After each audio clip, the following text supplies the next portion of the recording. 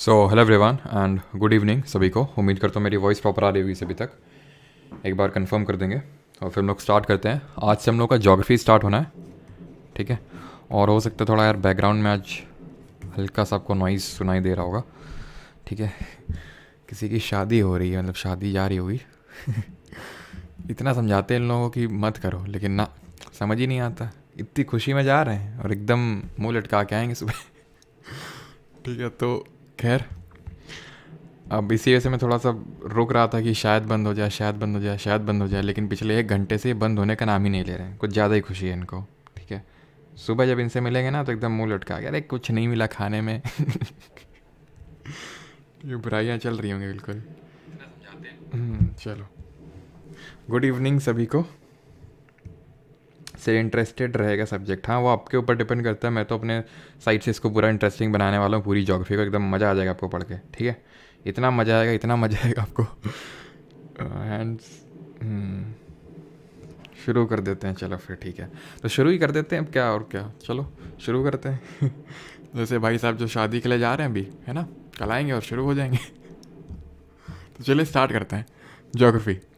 तो आज का जो हमारा टॉपिक है दैट इज़ सोलर सिस्टम। मैं कुछ चीज़ें आपको बता दूं कि पहले हम लोग वर्ल्ड ज्योग्राफी करने वाले हैं, ठीक है। अर्थ के बारे में समझने वाले हैं कि अर्थ कैसे बनी, अर्थ में क्या क्या चीज़ें हैं। तो पहले हम अर्थ के बारे में समझ लेंगे, तभी तो हमें ढंग से समझ में आएगी क्या, इंडियन ज्योग्राफी। तो वर्ल्ड ज्योग्राफी इस वीक हम लोग पूरा वर्ल्ड ज्योग्राफी करने वाले हैं, और उसके बाद जो हमारा टाइम रहेगा रफली 2 वीक्स का, वो बीतेगा इंडियन ज्योग्राफी पे। दोनों ही इंपॉर्टेंट है, you can not skip anything और you can not try to, मतलब कि ये ठीक है थोड़ा सा कम इंपॉर्टेंट है, कम फोकस, एकदम हाइपर फोकस रहना है, ठीक है। खूब अच्छे से फोकस करके अगर आप रहेंगे, ठीक है, तो पूरा लेक्चर आपको अच्छे से समझ में आएगा। PYQs भी अटेम्प्ट करेंगे हम लोग इस लेक्चर के लास्ट में, जैसे हर टॉपिक में हम लोग करते हैं। तो स्टार्ट करते हैं फिर, ठीक है, अगर आपकी इजाज़त हो तो। सोलर सिस्टम यानी कि जिसको हम हिंदी में सौर मंडल बोलते हैं, या फिर इसी को हम यूनिवर्स भी बोल देते हैं। अच्छा, सबसे पहले तो स्टडी ऑफ यूनिवर्स को क्या बोलते हैं, यूनिवर्स की स्टडी को क्या बोलते हैं। यूनिवर्स मतलब ब्रह्मांड, इसकी स्टडी को हम बोलते हैं कॉस्मोलॉजी। कॉस्मोलॉजी बिकॉज कॉस्मो जो वर्ड है वो हम यूनिवर्स के लिए सिनोनिमसली यूज़ करते हैं, that's why the word cosmology. Logy का मतलब यहाँ पे स्टडी होता है, ऑलराइट। अब हम ये देखेंगे कि जो हमारा, देखिए सोलर सिस्टम अलग है और यूनिवर्स अलग है, मैं आपको बता दूं, ठीक है। सोलर सिस्टम एक पार्ट है, बहुत बहुत बहुत छोटा पार्ट है यूनिवर्स का।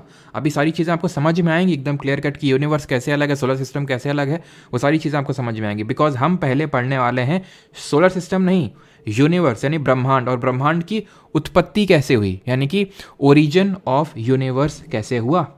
अब कोई बैठ के देख तो नहीं रहा था भैया, देख रहे हैं और ऐसे ऐसे यूनिवर्स का ओरिजिन हो रहा है, किसी ने देखा तो है नहीं।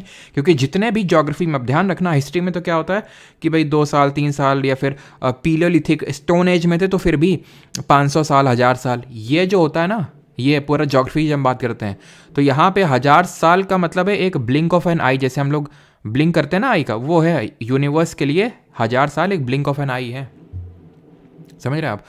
तो इतने बड़े बड़े हमें टाइम पीरियड पढ़ने होते हैं, इतने बड़े बड़े, बिकॉज कोई भी जो ज्योग्राफिकल चेंजेस होते हैं, ठीक है, उसके लिए लाखों, कई बार करोड़ों साल लगते हैं, ठीक है। तो इस चीज़ को थोड़ा अप्रिशिएट करिएगा। तो यहाँ पे हम ओरिजिन ऑफ यूनिवर्स पढ़ने वाले हैं, तो इसको लेके काफ़ी सारी थ्योरीज दी गई।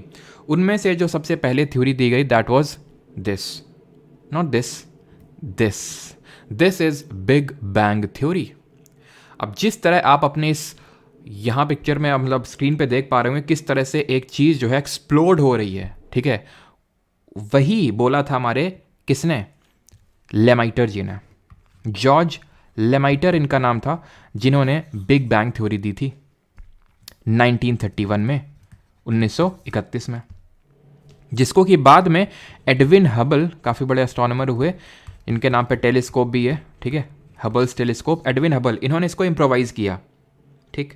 इन्होंने क्या बोला, इन्होंने बोला कि एक इनफाइनाइटली डेंस पार्टिकल था, बहुत छोटा सा, उसमें बहुत भयंकर सा एक्सप्लोजन हुआ, जैसे अभी आपने पीछे देखा, ठीक है, ये कि एक छोटा सा बहुत पार्टिकल था, उसमें बहुत बड़ा एक्सप्लोजन हुआ।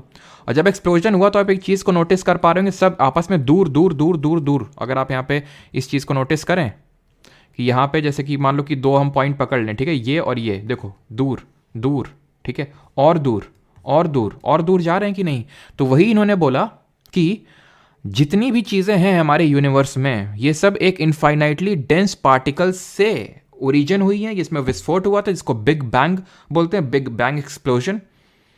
और इनके बीच में जो डिस्टेंस है वो अभी भी इंक्रीज हो रही है। पहले ये डिस्टेंस थी, अब ये डिस्टेंस है, अब ये डिस्टेंस है। डिस्टेंस बढ़ रही है, कॉन्टिन्यूसली एक्सपैंड कर रहा है हमारा यूनिवर्स, कॉन्टिन्यूसली एक्सपैंड। जैसे फॉर एग्जाम्पल एक बलून लीजिए, बलून, ठीक है, गुब्बारा, उसमें 2 पॉइंट मार्क कर लीजिए, बलून में हवा भरी है, वो 2 पॉइंट आपस में दूर दूर दूर दूर चले जाते जाएंगे, जैसे जैसे आप उसको इन्फ्लेट करते रहेंगे, बलून को फुलाते रहेंगे। CGL 2022 में क्वेश्चन पूछा कि यूनिवर्स एक्सपैंड तो कर रहा है, लेकिन वो अपनी जो डेंसिटी है, एवरेज डेंसिटी है, उसको मेंटेन करके रखा हुआ है। ये किसने बोला था और कौन सी थ्योरी ने? तो ये स्टेडी स्टेट थ्योरी है, स्टेडी स्टेट थ्योरी। चलो शुक्र है भगवान का चले गए अब कहीं और ढोलक बजा रहे होंगे। स्टेडी स्टेट थ्योरी, तो ये 1948 में दी गई थी, 1948 में, ठीक है। किसने दी थी? हॉयल्स ने। तो इसको हॉयल्स स्टेडी स्टेट थ्योरी बोलते हैं। इन लोगों ने बोला था, लेमाइटर, एडविन हबल ने, कि कॉन्टिन्यूसली एक्सपैंड कर रहा है। जैसे ये देखो अभी कितने पास है, फिर और एक्सपैंड, फिर और एक्सपैंड, क्योंकि ये एक्सप्लोजन जो है, एक्सप्लोजन शांत नहीं हुआ है कि हो के बस रुक गया है। बलून में हवा भी अभी भी भरी जा रही है, ठीक है। इस तरह से हमारे ब्रह्मांड की उत्पत्ति हुई। जो उत्पत्ति हुई, ये जो आप ये ग्रीन कलर का, ब्लू कलर का, ऑरेंज कलर का ये सब देख पा रहे हैं ना, तो इनको ये समझो ये गैलेक्सी हैं। ये क्या है? गैलेक्सी हैं। अब इसी गैलेक्सी में आप समझ लो, इन्हीं गैलेक्सीज में, ठीक है, एक हमारी, मतलब ये डिफरेंट बहुत सारी इसमें गैलेक्सीज हैं, उसमें से हमारी ये गैलेक्सी है मिल्की वे गैलेक्सी, ठीक है। हमारी एक गैलेक्सी है मिल्की वे गैलेक्सी, और इस मिल्की वे गैलेक्सी में भी तकरीबन 500, लगभग ये माना जाता है 500 सोलर सिस्टम है, और उसमें से हमारा एक सोलर सिस्टम है जिसके बारे में पढ़ेंगे। और उस सोलर सिस्टम में एक सन है और 8 प्लैनेट्स हैं, और उस 8 प्लैनेट में हमारा एक प्लैनेट है अर्थ। उस अर्थ में हमारा एक छोटा सा कॉन्टिनेंट है एशिया, और उस छोटे से कॉन्टिनेंट में एक छोटा सा हमारा कंट्री है, या फिर बड़ा सा कंट्री है, प्यारा सा कंट्री है इंडिया, और उसमें से एक हमारा छोटा सा स्टेट होगा जहाँ पे आप रहते होंगे, छोटा सा सिटी होगा, छोटा सा आपका घर होगा, उस एक छोटे से कमरे में आप छोटे से बैठे होंगे, है ना। और आपको लग रहा है कि नहीं नहीं, इतने बड़े हमारे ही दिमाग से सारी चीज़ें कंट्रोल हो रही हैं, है ना। आपको लगता है कि बस अगर हम सोचेंगे नहीं तो ये हो जाएगा, हम सोचेंगे नहीं तो वो हो जाएगा। तो सोचना बंद करो and live in the present, है ना। तो मिल्की वे गैलेक्सी आप थोड़ा सा आपको समझ में आएंगे कैसे क्या चीज़ें हैं, ठीक है। लेकिन ये थोड़ा डेट वगैरह इंपॉर्टेंट होती हैं, ये तो थोड़ा सा मतलब समझने के पर्सपेक्टिव से थोड़ा मतलब कि एक बोल सकते हैं ना कि एक्साइटिंग लगे, इसलिए मैं सारी चीज़ें इस इमेज वगैरह लगा के रखता हूँ, सो दैट आपको एकदम समझ में आ जाए चीज़ें। लेकिन इसके साथ तो कोई कॉम्प्रोमाइज़ नहीं हो सकता, बिकॉज पूछेगा यही कि किसने दिया था? लेमाइटर ने, एडविन हबल ने इस पर इम्प्रोवाइज किया 1931 में। स्टेडी स्टेट थ्योरी किसने दी थी? इन्होंने दी थी। बोला क्या था हॉयल जी ने कि ये अपना जो एवरेज डेंसिटी है, यूनिवर्स भले एक्सपैंड कर रहा है लेकिन मेंटेन करके रखा हुआ है इसको, ठीक। अब हम पढ़ेंगे क्या? अब हम पढ़ेंगे ओरिजिन ऑफ सोलर सिस्टम। देखिए, ब्रह्मांड की उत्पत्ति तो हो गई, यूनिवर्स तो बन गया। अब मैंने बताया यूनिवर्स में बहुत सारी गैलेक्सीज हैं, उसमें से एक गैलेक्सी हमारी मिल्की वे गैलेक्सी, उसमें बहुत सारे सोलर सिस्टम, उसमें एक हमारा सोलर सिस्टम है, हमारा सोलर सिस्टम। उसकी उत्पत्ति पढ़ेंगे कि जो हमारा सोलर सिस्टम है उसकी, यानी कि जो हमारा सौर मंडल है, उसकी उत्पत्ति किस तरह से हुई। बट बिफोर दैट, अगर आपसे क्वेश्चन पूछ ले कि ये जो एक्सप्लोजन है, बिग बैंग एक्सप्लोजन है, ये एक्सप्लोजन कब हुआ था, कितने साल पहले हुआ था, तो अगेन कोई बैठ के देख तो रहा नहीं था। तो ये हाइपोथेसिस दी गई। हाइपोथेसिस मतलब सबने अपनी परिकल्पना दी है। तो ये 13.6 billion years ago, 13.6 billion years ago जो है ये एक्सप्लोजन हुआ था, जिससे कि इसकी उत्पत्ति हुई। वहीं अगर हम बात करें सौर मंडल की उत्पत्ति, तो रफली जिसमें कि हमारा अर्थ भी बनता है, रफली 4.6 या फिर 4.5 बिलियन ईयर्स एगो। बिलियन, समझ रहे हैं? ज्योग्राफी में 1000 और 50 साल की बात नहीं होती, सीधे बिलियन और इसकी बात होती है। 4 billion years ago solar system बना था। ये क्वेश्चन CGL मेंस में पूछा गया कि हमारी अर्थ कितने साल पुरानी है, ठीक है। तो 4.5 billion years ago solar system बना था, और इसी सोलर सिस्टम में हमारा एक अर्थ है जो सोलर सिस्टम का एक पार्ट है। तो हम ये देखते हैं कि जो सौर मंडल है इसकी उत्पत्ति किस तरह से हुई, और इसको लेके क्या क्या थ्योरीज थी, ठीक है।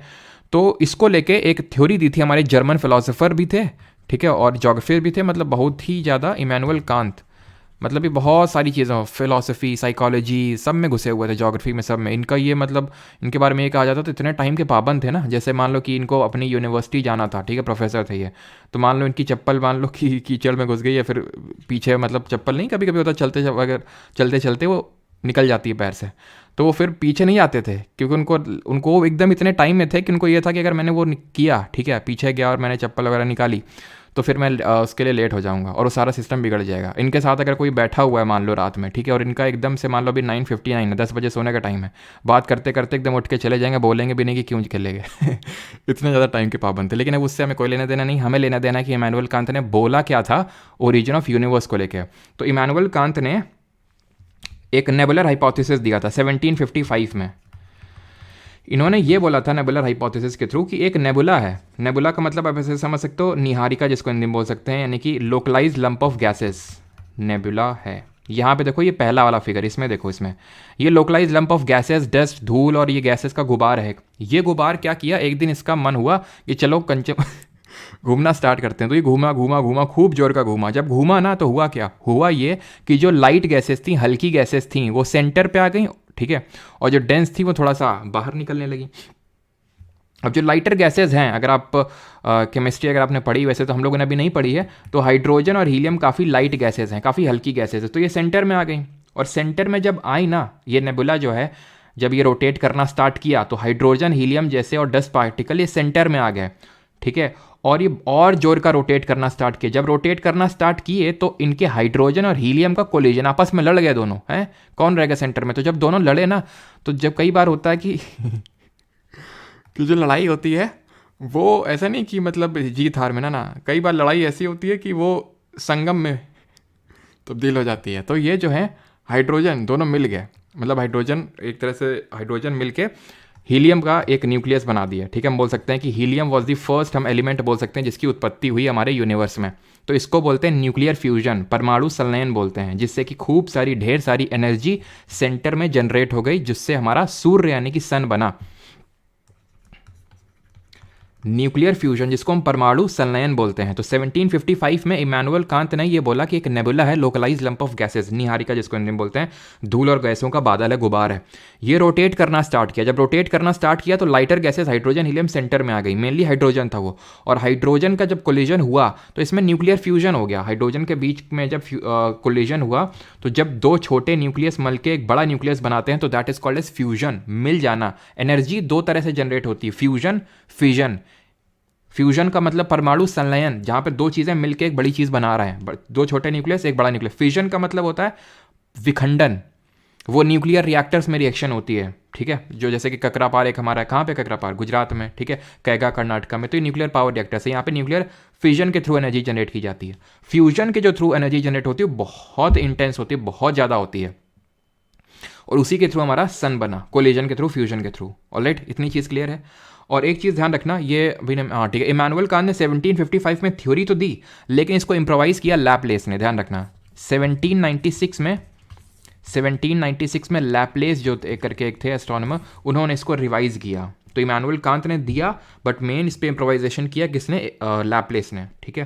तो ये चीज़ ध्यान रखना किस तरह से सारी चीज़ें हुई। अब हम सन के बारे में पढ़ लेते हैं। ये हमारा सोलर सिस्टम है, इस तरह से हमारा सोलर सिस्टम की उत्पत्ति हुई धीरे धीरे। अब ये प्लैनेट कैसे बने, प्लैनेट ऐसे बने कि जो यहाँ पे ये तो हाइड्रोजन मतलब जो लाइटर गैसेस थी वो तो सेंटर पे आ गए, ठीक है। अब यहाँ पे जो हैवियर पार्टिकल थे वो थोड़े दूर चले गए। जब हैवियर पार्टिकल थोड़े से दूर चले गए तो आपस में उनका फ्यूजन होने लगा, वो भी आपस में टकराने लगे और आपस में मिलने लगे।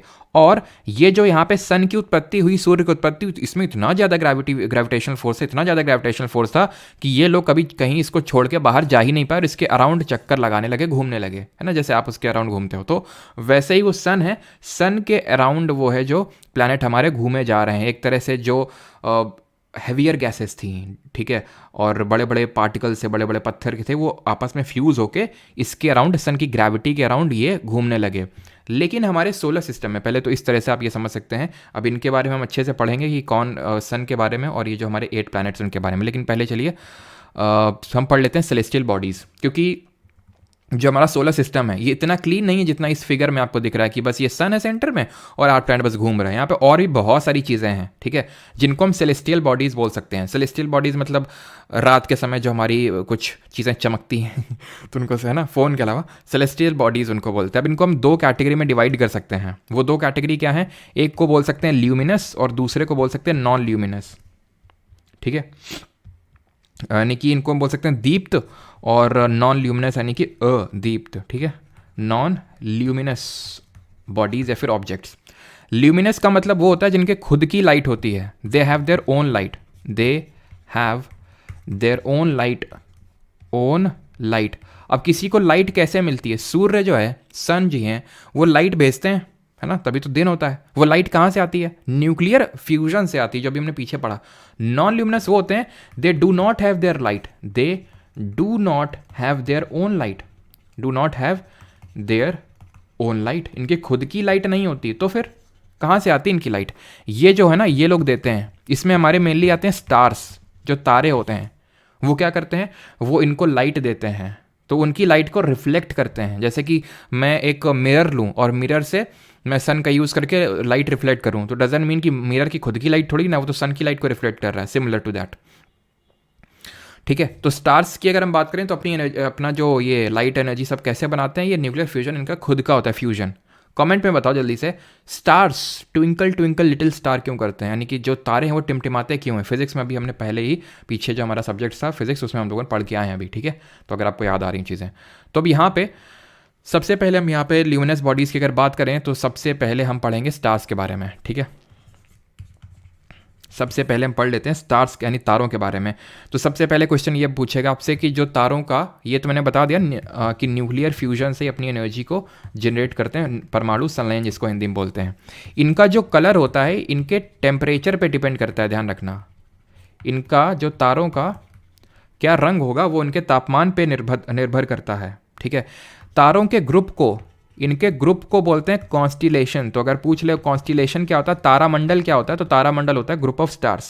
जैसे कि कई सारे हमारे कॉन्स्टिलेशन होते हैं, आपने सप्तऋषि करके सुना होगा, है ना, छोटे में देखते भी होंगे काफ़ी, अब कहाँ ही टाइम मिलता है देखने का, है ना। तो उर्सा मेजर उसको बोलते हैं इंग्लिश में, वैसे हिंदी में हम लोग सप्तऋषि बोलते हैं, 7 ऋषि मुनियों के नाम पे, ठीक है, सप्तऋषि। वो ऋषि मुनियों के नाम नहीं पूछेगा, तो यहाँ पे आप देख पा रहे होगे, ये आपका कॉन्स्टिलेशन उर्सा मेजर, जिसको कि द ग्रेट बियर के नाम से भी जाना जाता है, भालू के शेप में है ना थोड़ा सा ये, तो इसको द ग्रेट बियर के नाम से भी जानते हैं। कई बार पूछ लेता है कि इनके अन्य नाम क्या हैं। ऐसे हमारा एक ओरियन करके है, पता है, ओरियन भी एक हमारा एक कॉन्स्टिलेशन है। ये वो चीज़ें हैं जिनसे क्वेश्चन पूछे जाते हैं। इसको दी हंटर के नाम से जानते हैं, दी हंटर, ये चीज़ ध्यान रखना, ठीक है। और इसमें से जो ओरियन है ना, इसमें एक बार क्वेश्चन पूछा कि इसमें सबसे ब्राइटेस्ट स्टार कौन सा है। भाई ये ग्रुप ऑफ स्टार्स है ना, तो इसमें एक सबसे ब्राइटेस्ट स्टार भी होगा, तो इसमें सबसे ब्राइटेस्ट स्टार का नाम पूछ लिया था इसने, उसका नाम था रीगल, ठीक है, रीगल। अच्छा ये पूछ ले कि सबसे ब्राइटेस्ट स्टार कौन है, ये तो भाई हम बोल रहे हैं कि ओरियन में, ओरियन कॉन्स्टलेशन में सबसे ब्राइटेस्ट कौन है, लेकिन इन जनरल अगर मैं पूछ लूँ कि सबसे चमकीला तारा कौन है, ब्राइटेस्ट स्टार कौन सा है, तो ये है हमारा सिरियस, जिसको कि हम डॉग स्टार के नाम से भी जानते हैं, ठीक है, डॉग स्टार। अच्छा अर्थ के नज़दीक सबसे कौन सा स्टार है, क्लोजेस्ट स्टार टू अर्थ, कोई बताएगा? क्लोजेस्ट स्टार टू अर्थ, सबसे नज़दीकी तारा कौन है पृथ्वी के? तो सबसे नज़दीकी तारा है हमारा सूरज, सन। ये सबसे नज़दीकी, ये एक स्टार है, ये आपको पता होना चाहिए, ये एक स्टार है सन। जैसे बहुत सारे स्टार्स हैं, अब ये हमारा सबसे क्लोजेस्ट स्टार है, सबसे पास में, इसीलिए इतना बड़ा दिखता है, ठीक है। और पीछे जब मैंने क्वेश्चन पूछा था कि स्टार क्यों ट्विंकल करते हैं, तो उसका रीज़न है रिफ्रैक्शन, ठीक है, रिफ्रैक्शन उसका रीज़न है, एटमॉस्फेरिक रिफ्रैक्शन। तो यहाँ पे ये तो क्वेश्चन हो गया। अच्छा दूसरा क्वेश्चन बनेगा कि second closest star to Earth या फिर closest star to Earth after Sun. Sun तो ठीक है सबको पता है कि सबसे नज़दीकी तारा है, लेकिन अर्थ के बाद कौन सा है, तो दैट इज सॉरी सन के बाद कौन सा है सबसे नज़दीकी? प्रोक्सिमा सेंटाउरी या फिर सेंचुरी, जो भी आप बोलो, इसको बोलने के लिए नहीं आएगा, ठीक है, प्रोक्सिमा सेंटाउरी। अब यहाँ पे हम कुछ चीज़ें देख लेते हैं जो सन के रिगार्डिंग इंपॉर्टेंट है, जो हमें पता होनी चाहिए, ठीक। कमेंट में जल्दी से पहले तो ये बताएं अभी सन में हमने कौन सा मिशन भेजा है, किस लॉन्च व्हीकल का यूज़ किया है, किस लैग्रैंज पॉइंट में हमने उसको डाला है अपने मिशन को, और कितने टोटल नंबर ऑफ लैग्रैंज पॉइंट्स होते हैं, ठीक। तो चलिए अभी लैग्रैंज पॉइंट भी मैं आपको समझा दूंगा क्या सारी चीज़ें होती हैं, ठीक है। तो यहाँ पे सबसे पहले हम समझ लेते हैं सन के बारे में। The only star in our solar system and power house of the solar system, हमारे सोलर सिस्टम में ये एकमात्र स्टार है, ठीक है। सोलर सिस्टम की बात हो रही, गैलेक्सी की नहीं। Composed of helium and hydrogen, hydrogen और हीलियम का बना हुआ है। हाइड्रोजन बाई मास इसमें 73% है रफली, और helium 25%। Sun carries almost 99% of mass of our solar system, तो पूरा जितना भी सोलर सिस्टम का मास है, द्रव्यमान है, उसका 99% सूरज के पास ही है हमारा। कमेंट में बताइए कि कौन सा हमारा, ठीक है, कौन सा हमारा न्यूटन का लॉ है जो ये बोलता है कि mass is directly proportional to inertia, ठीक है, जड़त्व का नियम कौन सा है। Approximately 15 crore kilometre further away from the earth, यानी 15 करोड़ लगभग डिस्टेंस है, इसको हम बोल 50 मिलियन है ना, 150 million, but to be very precise it is 147.7 million kilometres away from the earth, ये चीज़ ध्यान रखिएगा, ठीक है। और ठीक है, it takes around 8 minute 30 seconds for light at the speed of 3 lakh kilometre per second. हमने लाइट की स्पीड पढ़ी थी, है ना, जब हम लोगों ने ये देखा था कि क्यों जब बिजली कड़कती है तो उसकी रोशनी पहले दिखाई देती है, साउंड बाद में सुनाई देता है, बिकॉज स्पीड ऑफ लाइट ज़्यादा होती है, दैट इज 3 × 10⁸ मीटर पर सेकेंड, और स्पीड ऑफ साउंड होती है इन एयर 343 मीटर पर सेकेंड, ठीक। तो ये हम लोगों ने देखा था कि अगर ये जो लाइट है वहाँ से चलना स्टार्ट करती है तो 8 मिनट और 30 सेकंड लगते हैं। सूरज से जब चलना स्टार्ट करती है तो इतना टाइम लगता है उसको पृथ्वी पर पहुँचने के लिए। जैसे फॉर एग्जांपल अगर एक हाइपोथेटिकल क्वेश्चन बन जाए कि अगर सूरज, जैसे कि अभी सूरज अपनी रोशनी देना बंद कर दे एकदम से, तो कितने टाइम तक पृथ्वी पर उजाला रहेगा, तो 8 मिनट 30 सेकंड तक, ठीक है। जो 8 मिनट 30 सेकंड पहले लाइट चली होगी वो फिर पहुँचेगी। टेम्परेचर कितना होता है, रफली 5800 केल्विन और 5600 डिग्री सेल्सियस, इतना रफली टेम्परेचर होता है। और ये जो टेम्परेचर है सेंटर का हम बोल सकते हैं। और इसमें एक चीज़ ध्यान रखना, जो सन का जो सेंटर होता है, ठीक है, सन का जो एकदम सेंटर है, ठीक है, जो एक तरह बोल सकते हैं विजिबल पार्ट होता है, उसको हम बोलते हैं फोटोस्फियर, ठीक है। एंड जो सन का आउटर पार्ट होता है उसको कोरोना बोलते हैं, ठीक है। कोरोना क्या होता है, सन का आउटर पार्ट होता है, ये आउटर पार्ट। और हमने कौन सा मिशन सेंड किया था, हमने मिशन सेंड किया था अपना आदित्य L1, ठीक है, आदित्य L1। कौन से उसका यूज़ किया था, PSLV polar satellite launch vehicle C57 का। L1 नाम के लैग्रैंज पॉइंट में हमने उसको डाला था। अभी लैग्रैंज पॉइंट क्या होते हैं पूछ सकता है, क्योंकि अभी आदित्य L1 हमने मिशन भेजा, हमारा पहला सोलर मिशन है। तो ये 5 पॉइंट होते हैं, L1, L2, L3, L4, L5। इनमें क्या होता है कि किसी भी आप ऑब्जेक्ट को प्लेस कर दोगे ना, वो रुका रहेगा। बाकी ऐसे हैं, मतलब जैसे 2 ऑब्जेक्ट हैं, 2 ऑब्जेक्ट यहाँ पे क्या है, एक सन है और एक अर्थ है, सन है और अर्थ है।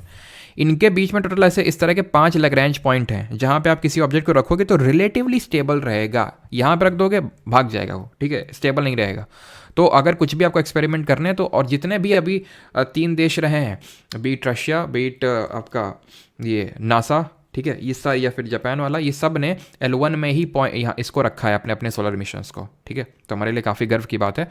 तो ये चीज़ आपको ध्यान रखनी है। यहाँ तक किसी कोई डाउट होगा तो पूछ लेगा। और एक चीज़ ध्यान रखना, जितने भी हम सेलेस्टियल डिस्टेंसेस होती हैं, सेलेस्टियल बॉडीज़ के बीच में जो डिस्टेंसेस होती हैं, सेलेस्टियल डिस्टेंसेस, उनको हम मेजर करते हैं लाइट ईयर या फिर पारसेक में। लाइट ईयर या फिर पारसेक में इनको मेजर करते हैं। तो कभी पूछ ले कि लाइट ईयर और पारसेक किसकी इकाइयाँ हैं, किसकी यूनिट हैं, तो ये डिस्टेंस की यूनिट है। एक लाइट ईयर में अगर मैं बात करूं तो रफली 9.46 × 10⁻12 किलोमीटर होता है। और एक पारसेक लाइट ईयर से भी बड़ा होता है। एक पारसेक में 3.26 लाइट ईयर्स होते हैं। लाइट ईयर को बोल सकते हैं प्रकाश वर्ष हिंदी में, ठीक है। ये चीज़ ध्यान रखना, ये दूरी का मात्रक होता है ना। और 8 मिनट 30 सेकंड में कोई भी रोशनी जो सूरज की होती है वो यहाँ तक पहुँचती है, यानी कि हमारी अर्थ तक पहुँचती है। ऑलराइट, सबका सही है। राधा यादव, यश कपिल, सुभाष, टेम्परेचर,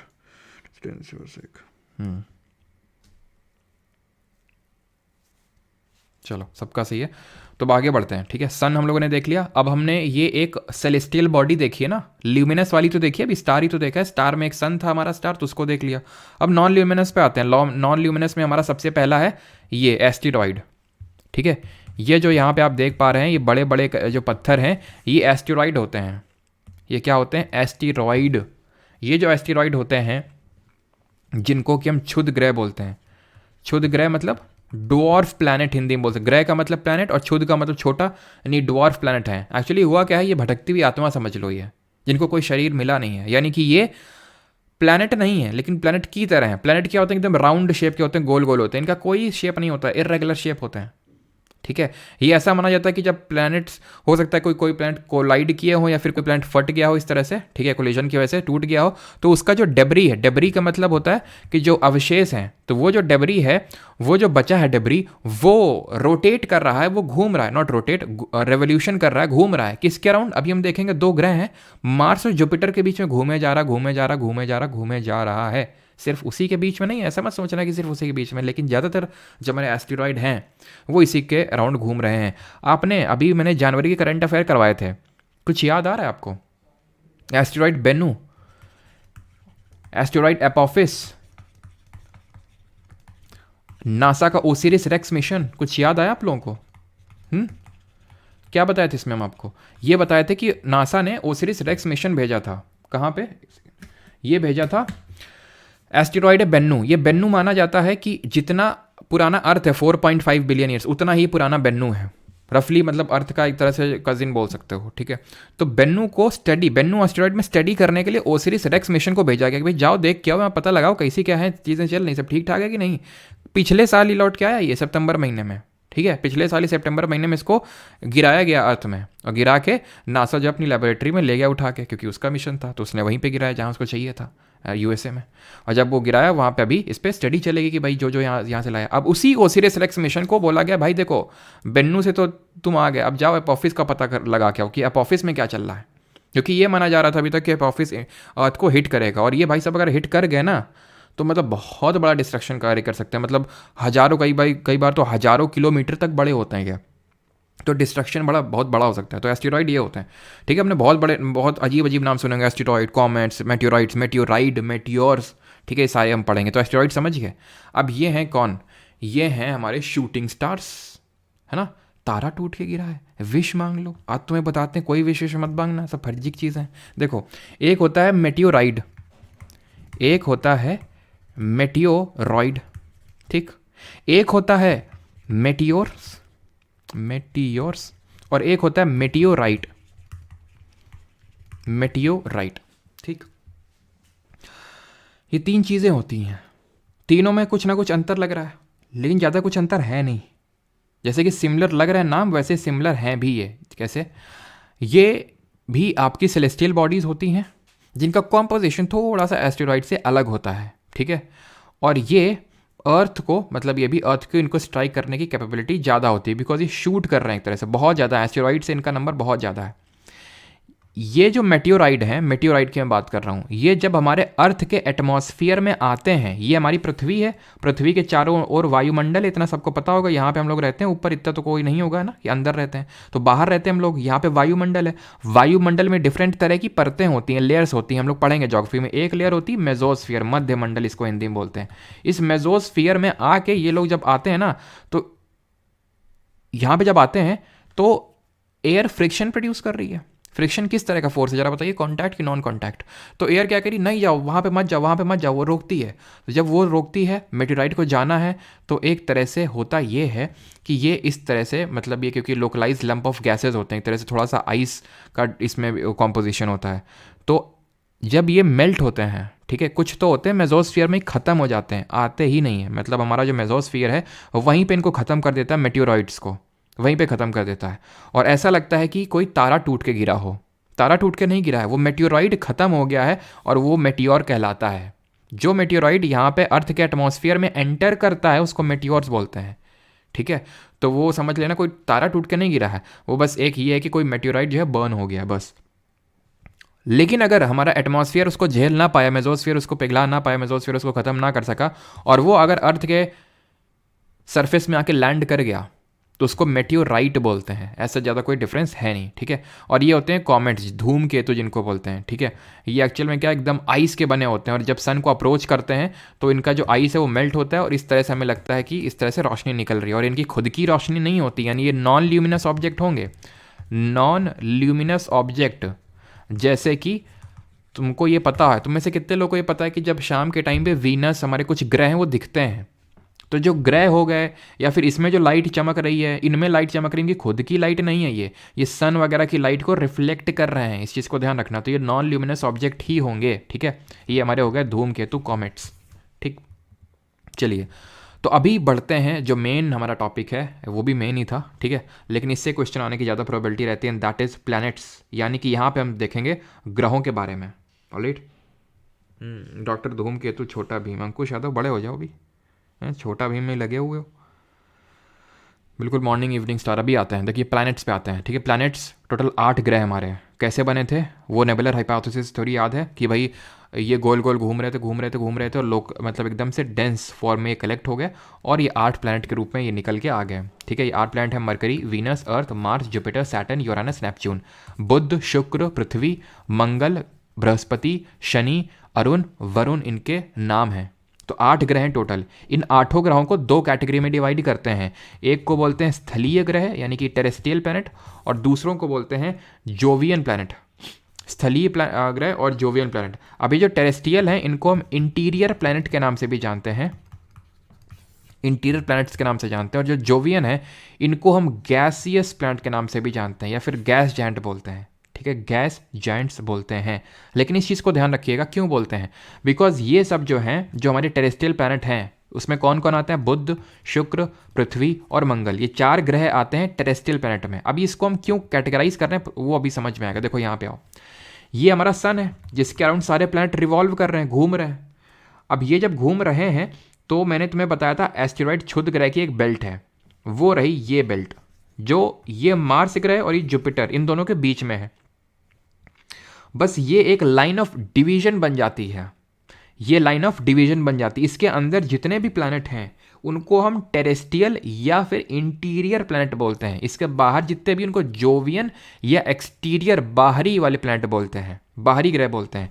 क्यों? क्योंकि ये जो टेरेस्ट्रियल प्लैनेट हैं ये रॉकी मटेरियल के चट्टान के बने हुए काफ़ी सॉलिड हैं। ये इनमें आप कुछ भी, इसमें जाके आप चल सकते हो एटलीस्ट। लेकिन ये जो होंगे जोवियन वाले, ये सब गैस के बने हुए हैं, ये गैस के प्राइमरली बने हुए हैं, ये बर्फ के बने हुए हैं रफली, मतलब इतने ठंडे हैं इसलिए इनमें आप जाके चल नहीं सकते हैं। गैस पे चलोगे तुम्हें शर्म नहीं आती? तो मल्टीपल मून्स इनके हैं, सपोर्ट रिंग सिस्टम यहाँ पे छल्ले नुमा स्ट्रक्चर हमें देखने को मिलेगा, जैसे कि यहाँ पे आप देख पा रहे हैं।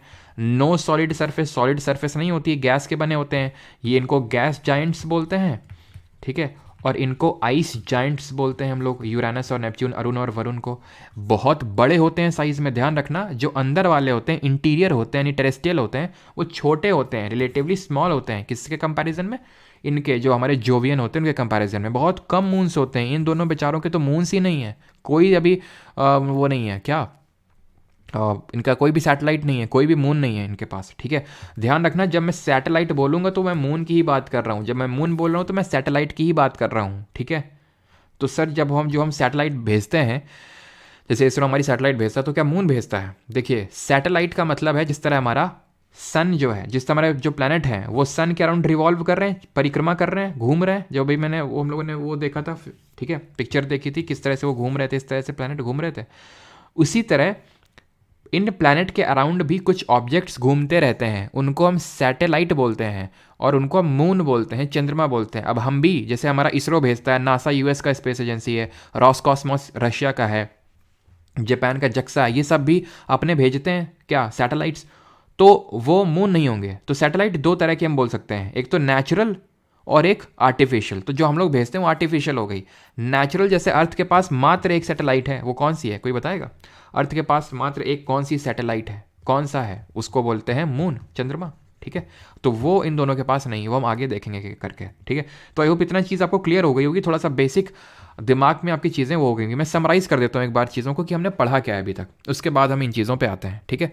तो हमने पढ़ा ये है कि हमारा ओरिजिन ऑफ यूनिवर्स कैसे हुआ है, ठीक है।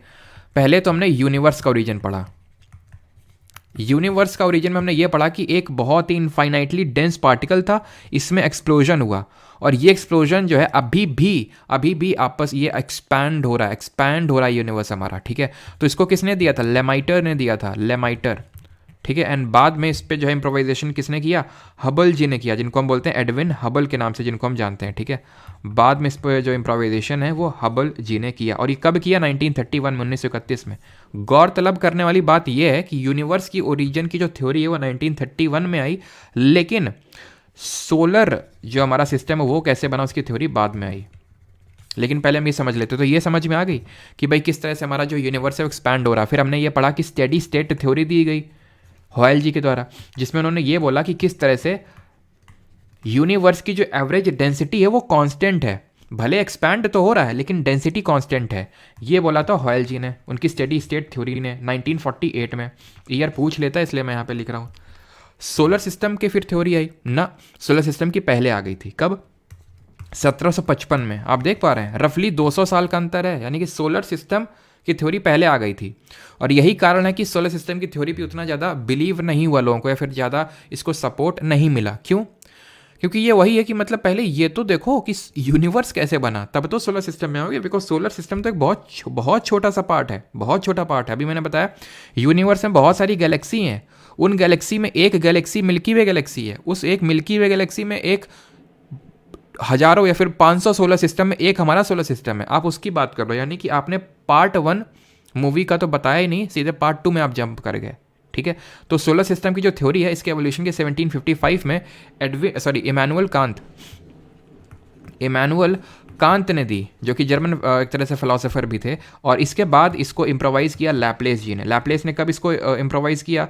रफली आप ये मान के चल सकते हैं 1796 में, 1796 में। और हमें क्या पढ़ना है कि यूनिवर्स का एक तरह से बिग बैंग एक्सप्लोजन कब हुआ? 13.6 बिलियन ईयर्स पहले। और सोलर सिस्टम का अगर हम बात करें फॉर्मेशन 4.5 या फिर कहीं पे 6 भी लिखा होगा, जैसे यहाँ पे कहीं पे 13.7 भी आपको मिल सकता है। तो इतना क्लोज ऑप्शन में वो नहीं देगा आपके एग्जाम में, आप टेंशन मत लो। ठीक है, तो 4.5 बिलियन ईयर्स अगो। ठीक है, चलो, तो इतनी चीज़ क्लियर हो गई। अब हम एक एक प्लैनेट के बारे में पढ़ेंगे। फिर हमने क्या पढ़ा? हमने ये पढ़ा कि जो हमारे सोलर सिस्टम है उसमें टोटल 8 प्लैनेट हैं और एक सन है। तो एक सन है सेंटर में और उसके चारों ओर कौन घूम रहा है? चारों ओर 8 ग्रह घूम रहे हैं। और वो 8 ग्रह घूम क्यों रहे हैं? बिकॉज सन का इतना ज़्यादा ग्रेविटी है कि ग्रेविटेशनल फोर्स की वजह से घूमे जा रहे हैं। ठीक है, और ये बना कैसे था हमारा सोलर सिस्टम? नेबुला से बना था, जो लोकलाइज लंप ऑफ गैसेज होता है, इसीलिए इसको नेबुलर हाइपोथेसिस भी बोलते हैं, जो सोलर सिस्टम की एवोल्यूशन की थ्योरी है उसको। ठीक है, तो अब इन 8 प्लैनेट को हमने 2 कैटेगरी में डिवाइड कर दिया था, स्थलीय ग्रह और जोवियन ग्रह, टेरेस्ट्रियल प्लैनेट और जोवियन प्लैनेट। इनको हम इंटीरियर भी बोल देते हैं और इनको हम एक्सटीरियर भी बोल देते हैं। दोनों में 4-4 प्लैनेट आते हैं। डिवीजन लाइन क्या है? कैसे हम बोल सकते हैं कि टेरेस्ट्रियल और जोवियन ये अंदर के या बाहर के? तो इन दोनों के बीच में है क्षुद्र ग्रह की बेल्ट, एस्टेरॉयड बेल्ट। बहुत तेजी से घूमने वाले एस्टेरॉयड हैं, जैसे कि हमारा एस्टेरॉयड बेन्नू, एपोफिस, ये सब एस्टेरॉयड हैं। ठीक है, तो ये सारी चीज़ें हमने अभी पढ़ी। तो हम एक एक करके प्लैनेट्स के बारे में पढ़ेंगे। तो सबसे पहला हमारा प्लैनेट है मरकरी, यानी कि बुध। ठीक, अब बुध जो है हमारा क्लोजेस्ट प्लैनेट है सन से and very hot planet. Very hot तो है लेकिन सबसे हॉट नहीं है, ध्यान रखना। वेरी हॉट, बहुत गर्म, बिल्कुल बात, कोई दिक्कत नहीं, लेकिन सबसे गर्म नहीं है ये। अभी हम देखेंगे सबसे गर्म कौन सा है। तो क्लोजेस्ट प्लैनेट है, सबसे नज़दीक है, वो तो आप देख पा रहे होंगे। ये जो पहला हमारा प्लैनेट है, पहला जो ग्रह है वही है Mercury, Budh. Smallest planet in the solar system with the diameter, सबसे छोटा है, सबसे पास में है। Fastest planet with the speed of this, जो कि याद नहीं करनी है, per hour to complete revolution around sun in 88 days. अब तुम में से काफ़ी लोगों को रोटेशन और रेवोल्यूशन में हो सकता है कन्फ्यूजन होता हो, तो इसको क्लियर करो। वैसे कल भी हम इसको बारे में पढ़ाएंगे, रोटेशन और रेवोल्यूशन का। ठीक है, तो रोटेशन और रेवोल्यूशन ये है कि रोटेशन का मतलब होता है अपनी धुरी पे घूमना, ये एक्सिस है और उसी पे घूमते जाना। रेवोल्यूशन का मतलब है चक्कर लगाना, परिक्रमा लगाना, इसको बोलते हैं revolution. I hope cheese clear हो गई। जैसे कि घूमर करके एक सॉन्ग है ना, घूमर कहाँ का लोक डांस, फोक डांस है, जरा बताइए कहाँ का लोक नृत्य है?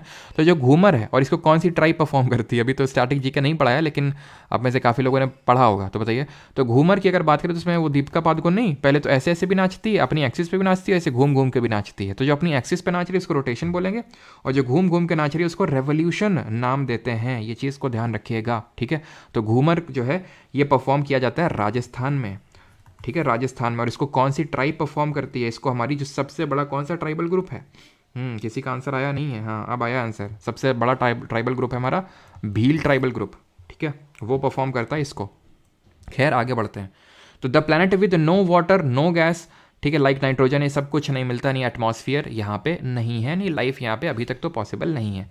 इसको लेके क्या 2 चीज़ आपको, सबसे प्रमुख 2 चीज़ें याद करनी है। एक तो क्लोजेस्ट है पहला, दूसरा ये कि स्मॉलेस्ट है, एंड तीसरा कि इसका फास्टेस्ट रेवोल्यूशन पीरियड है। रेवोल्यूशन का मतलब एक चक्कर सूर्य के अराउंड बहुत तेजी के साथ कंप्लीट करता है, सबसे तेजी के साथ कंप्लीट करता है। अगर मैं फिर से वो दिखाऊंगा आपको या फिर चलो मैं दिखाता ही हूँ, रुको अभी तुमको। वो जो हमने पीछे देखा था वो मैंने ऐसे ही नहीं रखा था, वो यही दिखाने के लिए मैंने रखा था कि कैसे आप इस चीज़ को ऑब्जर्व करो कि सब एक स्पीड में नहीं घूमते हैं, ठीक है, सब एक स्पीड में नहीं घूमते हैं। तो अगर आप यहाँ पे देख पा रहे हो, ये जो ये है सबसे, ये जो मरकरी है, ठीक है, मैं देख रहा हूँ पॉइंट भी नहीं कर पा रहा हूँ, कितनी जोर घूम रहा है, और ये भाई साहब कितना आराम से चल रहे हैं, है ना। तो ये जो जितना पास में होगा उतना ही जोर से भागेगा, ये चीज़ ध्यान रखना। तो जितना पास में होगा, यानी कि जितना आप दूर जाते जाएंगे, जितना आप दूर जाते जाएंगे उतना ही रेवोल्यूशन का टाइम बढ़ता जाएगा। ये मैंने फिजिक्स में भी आपको पढ़ाया था, अगर आपको याद आ रहा हो, याद आ रहा है आपको, तो वहाँ पे भी मैंने इस चीज़ को बताया था कि मरकरी जो है, बुध है, उसका रेवोल्यूशन का टाइम पीरियड कितना है, 88 दिन में। यानी कि अगर हम एक दिन 24 घंटे का कंसिडर करें, अर्थ के एक दिन को लें, तो 88 दिन में ये जो है अपना चक्कर पूरा कर लेता है। तो फास्टेस्ट रेवोल्यूशन पीरियड है इसका, बस इतना ध्यान रखना है। और कितना है, 88 डेज, 88 दिनों का होता है। बस ये 3 चीज़ें याद रखनी है कायदे से। है तो एक चीज़ और, लेकिन उसको वीनस के साथ क्लब करके बताऊंगा आपको मैं। तो वीनस पे आते हैं, शुक्र पे आते हैं, ये सबसे गर्म है। मरकरी जो बुध जो सबसे नज़दीक था सूर्य के, वो सबसे गर्म नहीं है। कौन सबसे गर्म है, सबसे गर्म है आपका वीनस यानी कि शुक्र। इट इज़ लाइक कि मैं आपसे बोलूँ जैसे कि अगर मुझे आपको समझाना हो कि क्यों मरकरी सबसे पास में है फिर भी उतना गर्म नहीं, बट जो वीनस है थोड़ा सा दूर है मरकरी से, बट फिर भी सबसे ज़्यादा गर्म है। तो आप इस सिनेरियो को कंसिडर करो कि आप हो या फिर ये आपका दोस्त है, ठीक है। आपकी सैलरी है 50,000 महीने की, ठीक है। आपका दोस्त कमाता है मात्र 20,000 महीने के, यानी आपसे आधे से भी कम, ठीक है। तो क्या मैं इस बेसिस पे ही सिर्फ बोल सकता हूँ कि भाई आप अमीर हो और ये गरीब है? ना, नहीं बोल सकता हूँ। क्यों? क्योंकि हो सकता है कि आप 50,000 में से आप 45,000 खर्च कर देते हो। कई लोग तो होते हैं पूरा ही खर्च कर देते हैं, ऊपर से लोन लेते हैं उसको भी खर्च कर देते हैं, ठीक है। तो 45,000 खर्च कर देते हैं, बचता इनके पास कितना नहीं, तुम्हारे पास 5,000 रुपये बचते हैं मात्र गिनती के। तुम्हारा दोस्त है थोड़ा सा फ्रीगल टाइप का, यानी कि वो सोच समझ के इकोनॉमिकल स्पेंडिंग करता है, 10,000 ज़्यादा वो स्पेंड करता है, बचते उसके पास कितने हैं, 10,000। आपसे दुगना अमीर हो गया वो तो, है कि नहीं।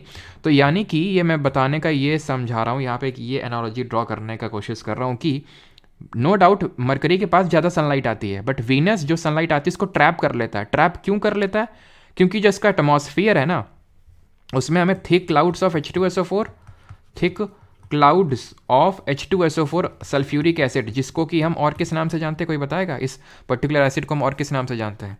तो ये जो हमारा H2SO4 है, ठीक है, इसके थिक क्लाउड्स देखने को मिलते हैं, प्लस इसके एटमॉस्फेयर में बहुत ढेर सारी कार्बन डाइऑक्साइड देखने को मिलती है। और कार्बन डाइऑक्साइड की खासियत यही है कि ये हीट को ट्रैप कर लेता है। अगर आपको पता हो कि जो ग्लोबल वार्मिंग होती है, ग्लोबल वार्मिंग क्या है, ग्रीन हाउस इफेक्ट, तो ग्लोबल वार्मिंग इसी वजह से हो रही है क्योंकि CO2 की जो मात्रा है एटमॉस्फेयर में, वायुमंडल में बहुत ज़्यादा बढ़ती जा रही है, और उसकी वजह से हमारे एटमॉस्फेयर का जो टेम्परेचर है वो बढ़ता जा रहा है। क्यों? क्योंकि CO2 जो है वो हीट को ट्रैप बड़ा अच्छा करती है। ये जब मैं हम लोग एटमॉस्फेयर पढ़ेंगे तो वहाँ पे मैं इस चीज़ को आपको समझाऊंगा। विट्रियोल, ऑयल ऑफ विट्रियोल बोलते हैं इसको, ठीक है, H2SO4 को।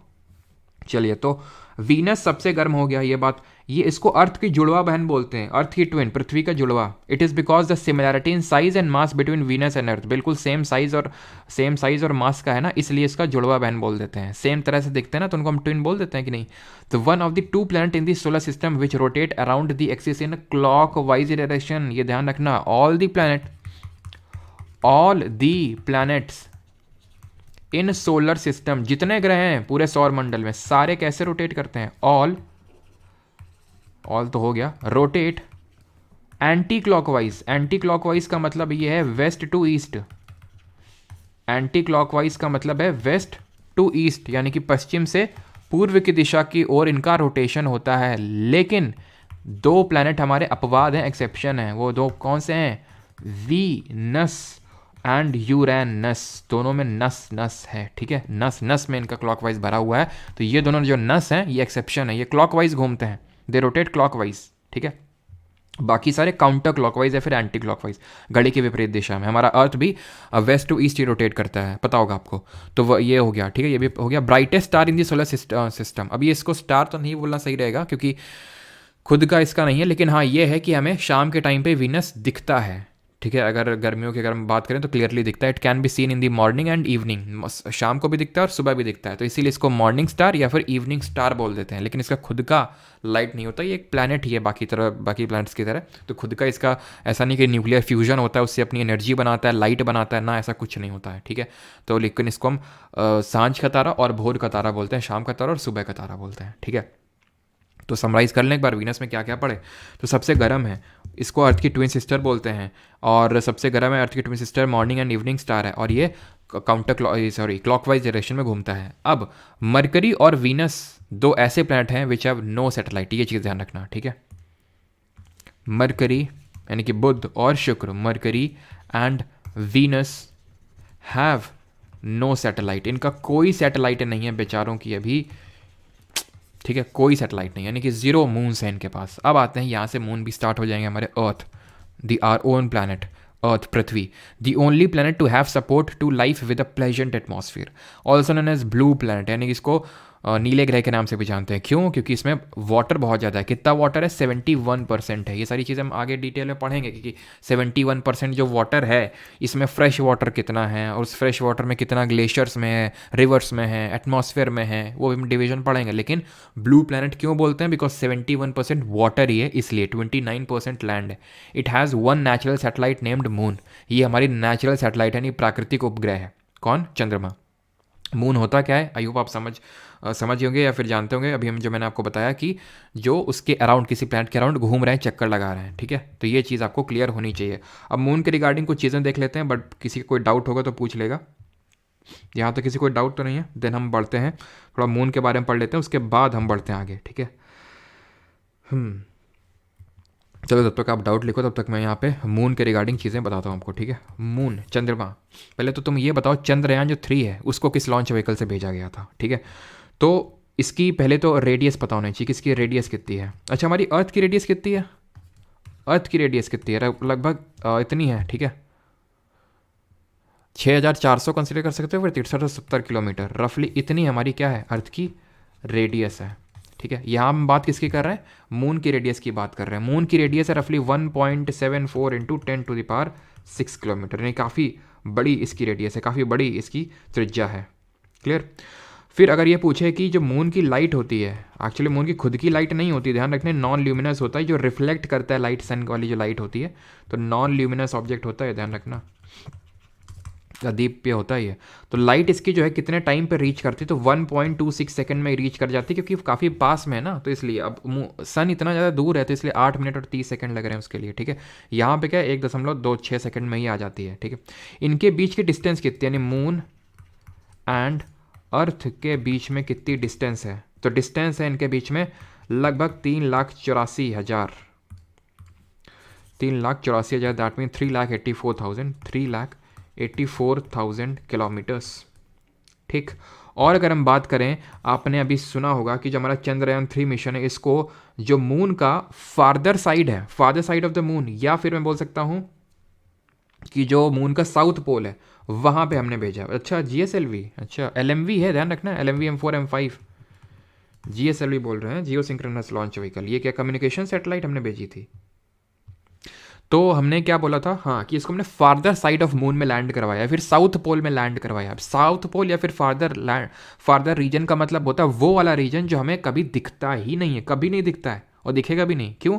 क्योंकि ये पूछ भी सकता है क्यों ऐसा होता है, क्यों कभी हमें दिखता नहीं, हमें सिर्फ मून का एक ही साइड दिखता है, मून का, चंद्रमा का सिर्फ एक ही साइड दिखता है। उसका रीज़न ये है कि इसका रोटेशन का एंड रेवोल्यूशन का, घूर्णन का और परिक्रमण का, दोनों का टाइम पीरियड सेम है। इसलिए कितना है? 27.3 डेज लगभग इसका टाइम है, ये रोटेशन रेवोल्यूशन का, जिसकी वजह से सिर्फ इसका एक ही साइड दिखता है, दूसरा साइड हमें कभी दिखता ही नहीं है। क्लियर?